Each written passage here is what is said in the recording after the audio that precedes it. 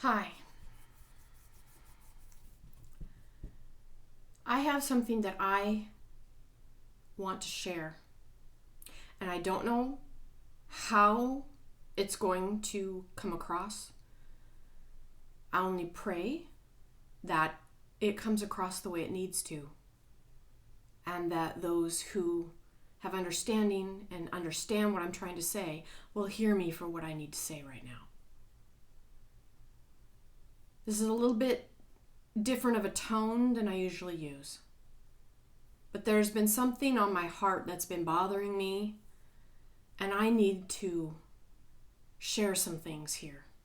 This might be a long video. I'll try to edit it down so that it's not terribly long. But I need to speak, and I hope that you'll listen. I'm speaking mainly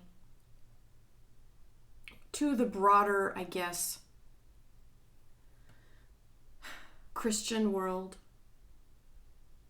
Hear me out. I come from your ranks.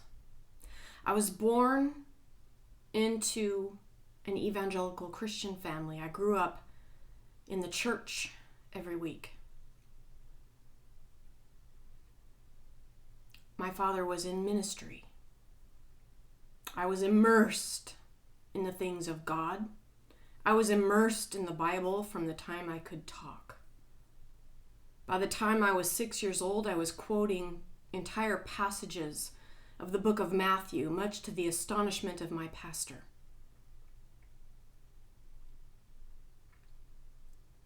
When I was 14, I began to seek God, and I knew that there was more to just going to church on Sunday. I desired to know God. And so I began to study even more than I had as a kid. I became of the thought that I'm not just a Sunday Christian. I'm either going to give my whole heart and life to this, or it's not worth doing at all. That's kind of my personality. And so I dove in.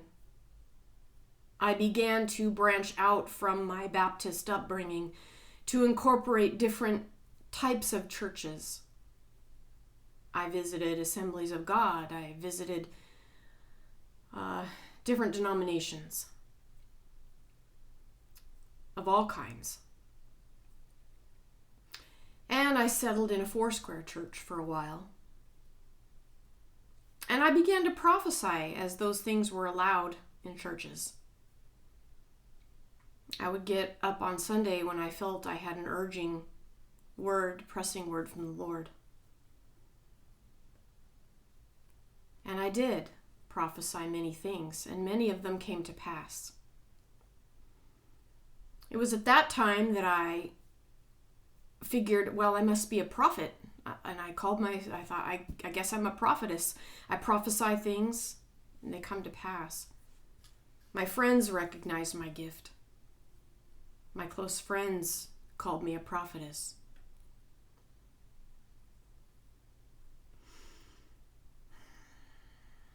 I wanted a deeper relationship with God as much as I could.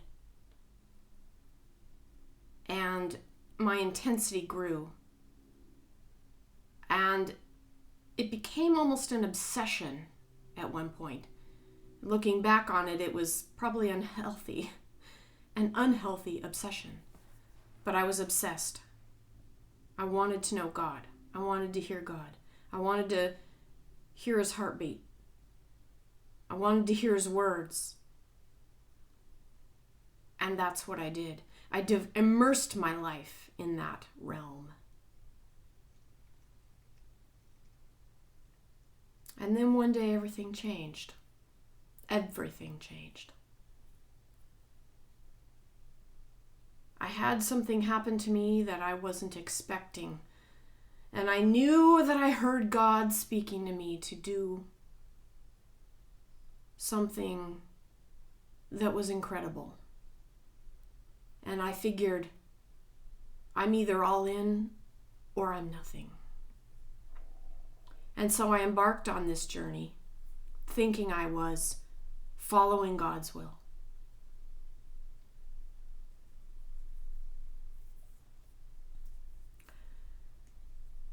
After several months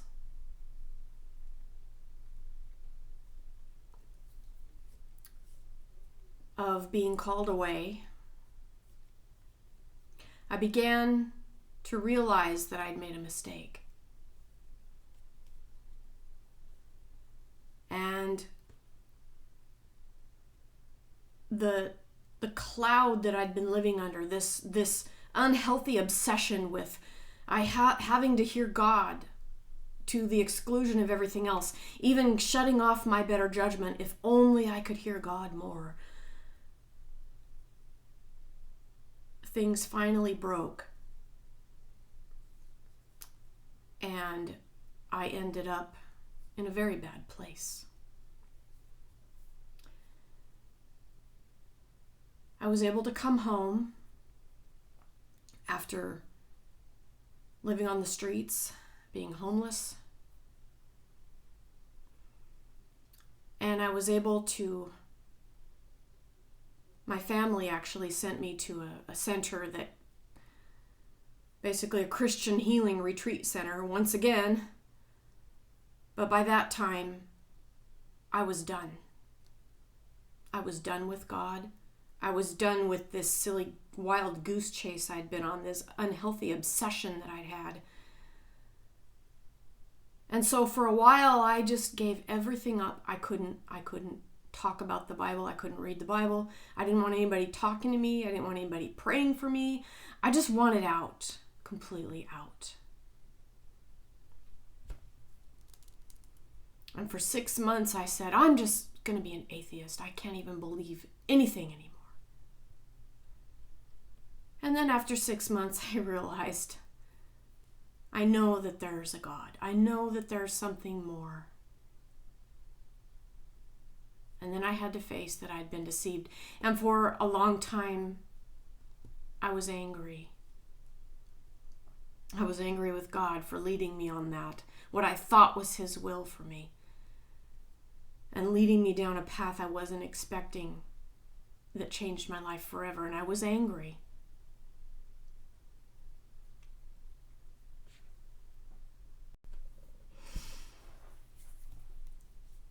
And then one day, I walked into a Borders bookstore back when Borders was around. Walked into a bookstore and I was terrified.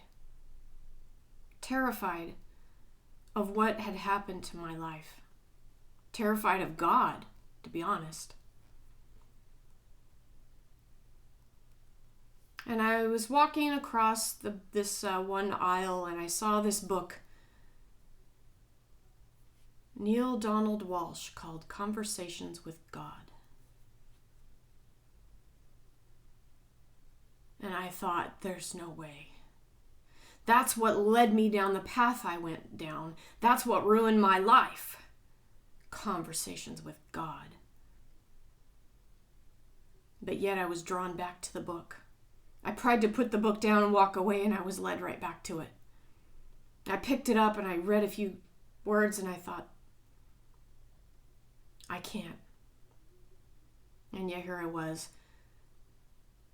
And so in a moment's notice, I grabbed the book off the shelf, ran up to the front counter, paid my money before I could change my mind. And I took that book home and I read it.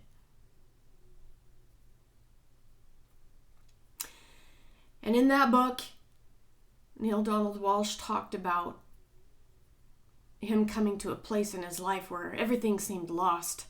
Everything seemed empty. What was the purpose of life anyway? And as he's writing down in his journal his frustrations and just crying out to whoever might listen in his mind, he said he started to write, do you really want an answer? And that began a dialogue that he had with God. Now, that book did not follow mainline teachings. It didn't talk about dogmas, belief systems. You have to believe this, that, and the other. You have to believe a certain way. In fact, it pretty much eschewed all of that. And the questions were brought home to, what is it that you're creating in this now moment? What are you here to experience in this life? Are you miserable? Then what have you done to create that, and do you want to change? And he began asking questions.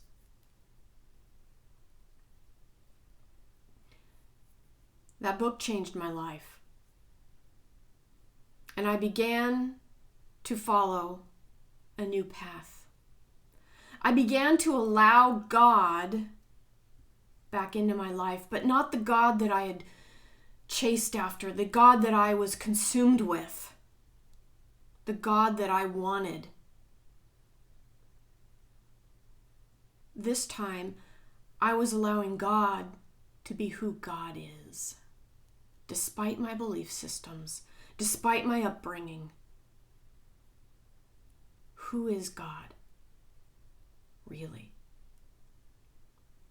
And I began to recognize and see how many times we put God in this box of our belief systems. We grow up with belief systems.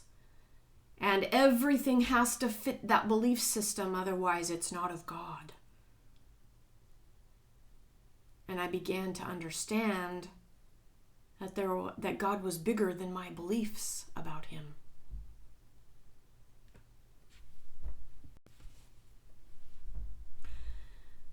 Back at the Borders bookstore, one thing I forgot to mention.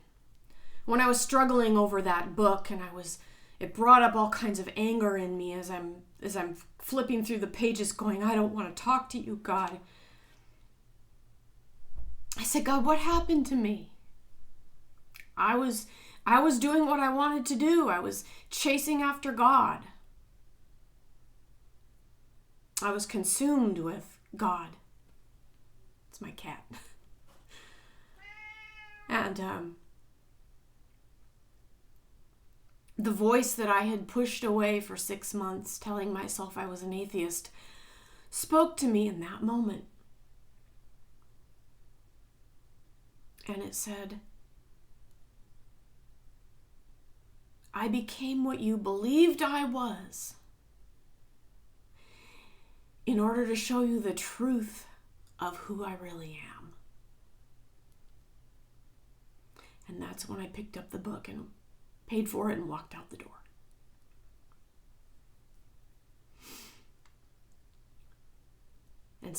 And after that time, there was a deconstructing.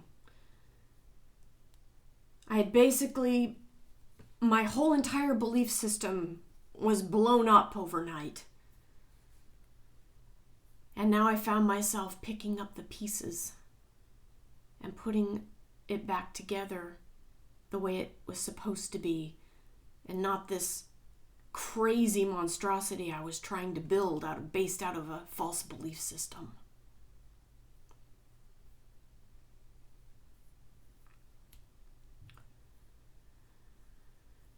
So I did things differently.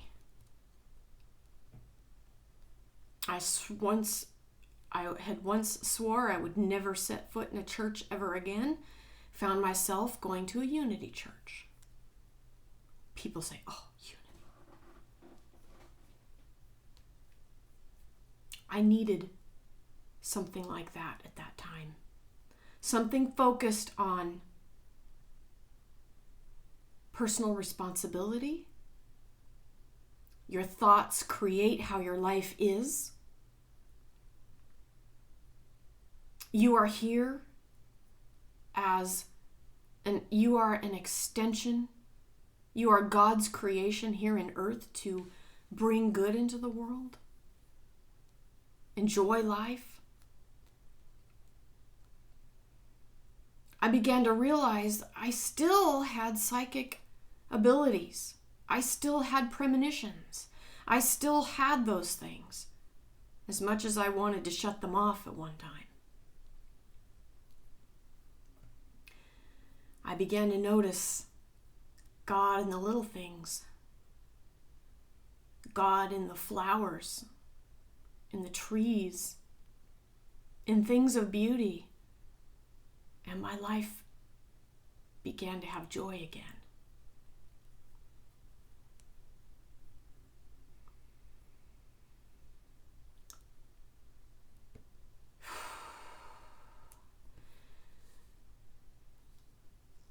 I am not here to assail anybody who speaks for God, any of God's prophets. I wouldn't do that. I respect the words that people get, whether they are evangelicals, whether they're Buddhist, whether they're psychics. And I know that there are many people who have heard prophecies of what is to come. And I acknowledge their gift, okay?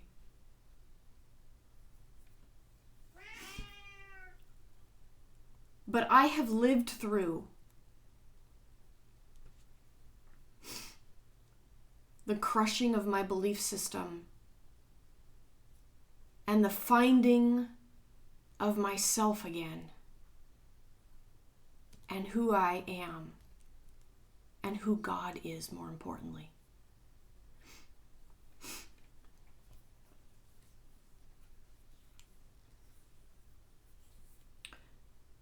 There are people right now who are mocking God's prophets, who are saying things like, Donald Trump is coming back, and Joe Biden's not the president. And those people are wrong, okay? You should not be mocking God's prophets. There are also people mocking psychics on the other side. You should not be doing that.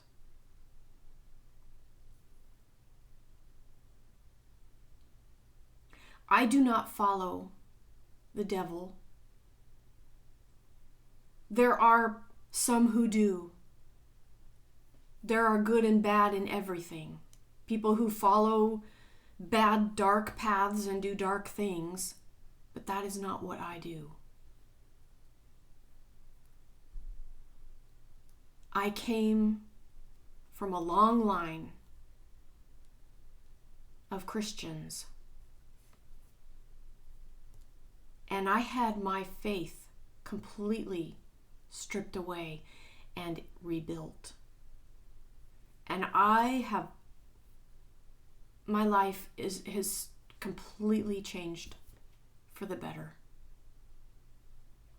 I gave up trying to fill that void that I felt I had. And if I could just hear God more, if I could just chase God more, if I could just crawl in God's lap and hear his heartbeat. I don't do that anymore. You know why? Because I don't need to.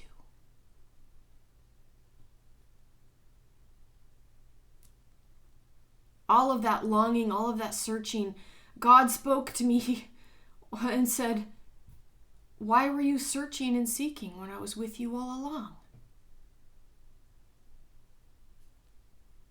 And I had no answer.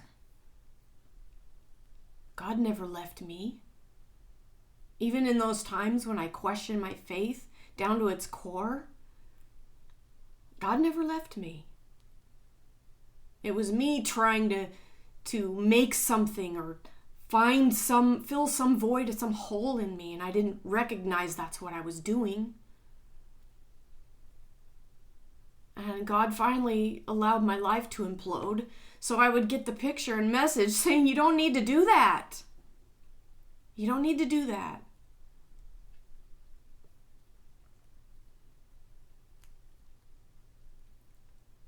I would just like to ask the prophets to think twice before you bash the psychics. As much as others shouldn't be bashing God's prophets either. If we are going to be entering a new heaven and a new earth, then we need to embrace each other as God's creation and stop putting walls between us and stop putting this person against that person and stop twisting scriptures to create God to fit within your belief system.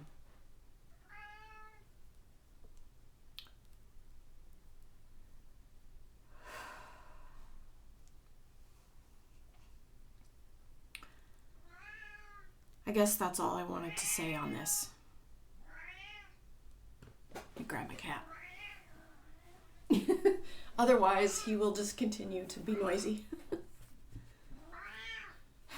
Thank you for listening to me today. It comes from my heart. People who are intuitive, people who have intuition are not bad people. They just have a gift. And I think there's a lot of people who shut their gifts down because they're afraid that they're dishonoring God. Or they do what I did and think that they must be a prophetess because what else fits, you know? I don't claim to be a prophetess anymore. I don't claim to speak for God. I simply can see things occasionally. I hear things from a higher realm.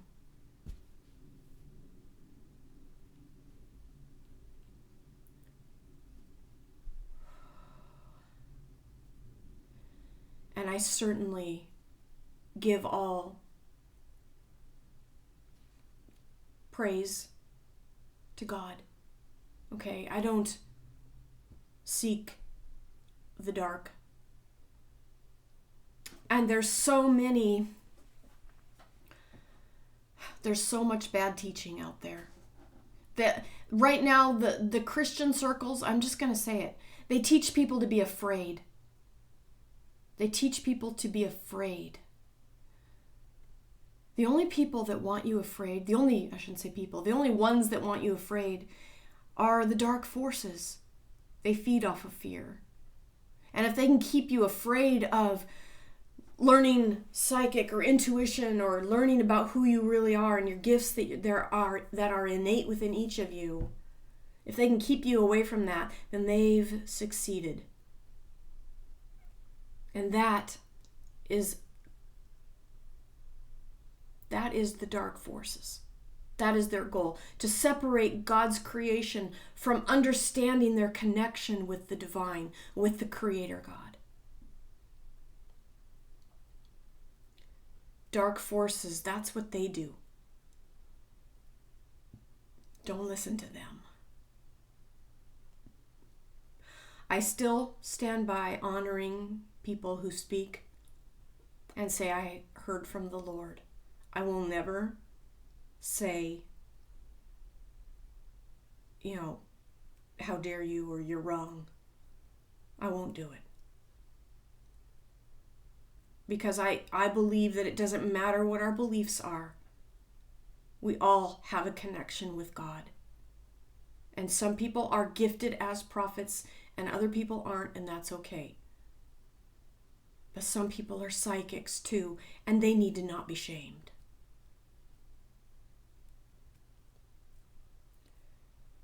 I've said enough for now. I'll probably share more on another like-minded topic. Thanks for listening.